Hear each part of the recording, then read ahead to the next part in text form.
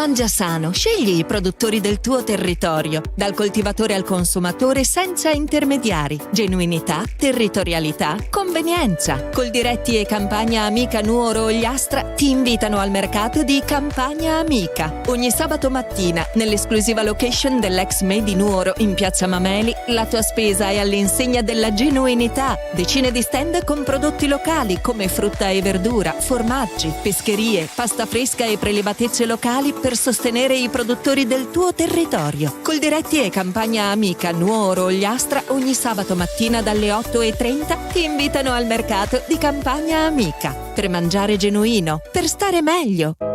Ogni volta che entro qui so che ci sei, sempre al mio fianco. Sono pronto a sostenerti in tutti i reparti, corsia dopo corsia. Dagli alimentari al sushi sul momento, passando per macelleria e pescheria. Insieme sposiamo solo la qualità. E se non hai voglia di cucinare, scopri la freschezza del reparto gastronomia. Delizie pronte da gustare, buone come fatte in casa. Vivi la tua spesa con amore all'Eurospar Tortolì. In offerta tonno extra gusto Mare Blu 6 per 80 grammi a 3,99 €. Latte UHT parzialmente scremato Podda 4 per 1 litro a 3,49 €. Biscotti Balocco, fagottini o gocciolotti 700 grammi a 2,29 €. Olio Evo Dante Terre Antiche 750 ml a 4,59 €. Eurospar, via Bertolotto 2, Tortolì. Tutti i giorni, orario continuato dalle 8:30 alle 20:30.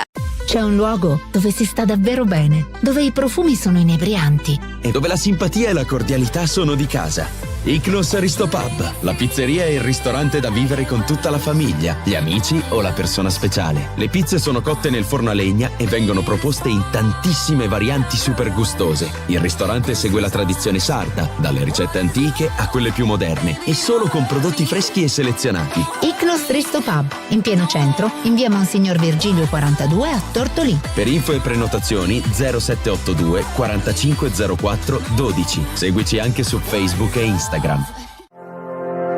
Amy, cos'ha da dire sul capitolo Amy? Guardi, vado da lei perché è flessibile con gli orari. Vado da lei perché è come se lei venisse a casa mia. Vado da lei perché qualsiasi colpo di testa mi venga, lei è pronta a dirmi stai facendo una cazzata. Insomma, vado da Amy perché è Amy. Amy Beauty Hair. Dal riccio al liscio o dal liscio al riccio non è un gioco di parole. Dietro c'è un'alta professionalità. Che sia colore, piega, stiraggio, permanente o ricostruzione, Amy Beauty Hair ti soddisfa senza distruggerti la testa. Amy Beauty Hair, via Macomer 1, dietro Banca Intesa a Tortolì. 0782 62 36 84.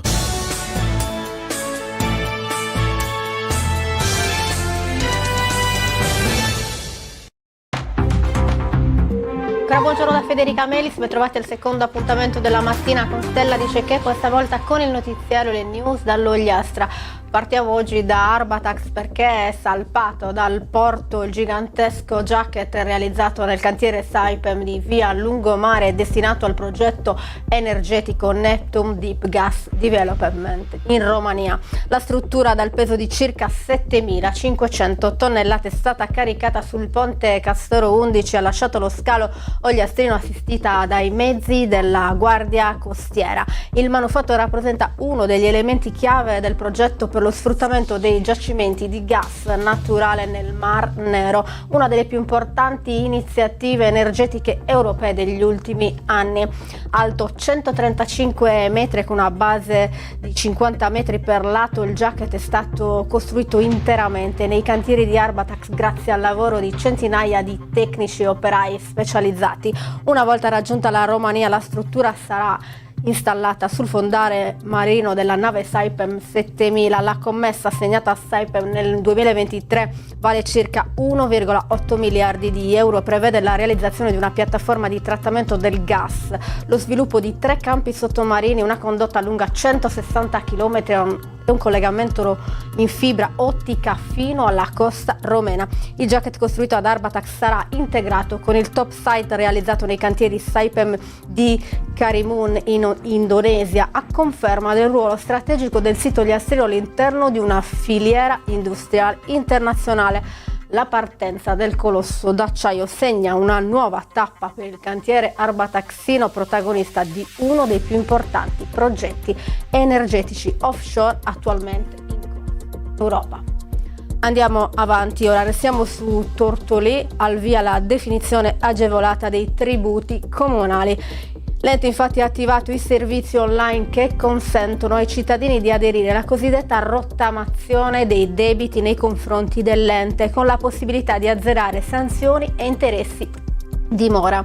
La misura prevista dalla normativa nazionale recepita dal Consiglio Comunale con una delibera approvata lo scorso 30 aprile riguarda sia i tributi comunali sia le sanzioni per violazione del codice della strada. I contribuenti potranno scegliere di versare quanto dovuto in un'unica soluzione oppure attraverso un piano di rateizzazione. Per i tributi rientrano nella procedura IMU, TASI, TARI, imposta di soggiorno e canone unico patrimoniale. La definizione agevolata interessa anche multe e contravvenzioni stradali. In questo caso l'istanza dovrà essere inoltrata online attraverso un modulo dedicato disponibile sul sito istituzionale del Comune. Le richieste dovranno essere presentate entro il 31 agosto 2026. L'amministrazione comunale comunicherà l'esito delle domande entro 30 giorni dalla loro presentazione. Andiamo avanti restando su Tortolì perché si è aperta nei giorni scorsi la corsa ai posteggi del mercato serale estivo. Il Comune ha pubblicato il bando per l'assegnazione di 24 spazi che dal 25 giugno al 7 settembre animeranno le serate lungo Viale Monsignor Virgilio. I posteggi saranno distribuiti tra diverse categorie di operatori. 14 saranno destinati ad artigiani, hobbisti e produttori di opere del proprio ingegno, 7 agli imprenditori agricoli e 3 ai commercianti su aree pubbliche. Gli interessati potranno presentare domanda seguendo le modalità indicate nell'avviso pubblicato dall'amministrazione. Il termine per l'invio delle richieste è fissato al 19 giugno. L'iniziativa rappresenta uno degli appuntamenti tradizionali dell'estate tortoliese e punta a valorizzare l'artigianato locale, le produzioni del territorio e le attività commerciali, contribuendo così a rendere più vivace il centro cittadino durante la stagione estiva.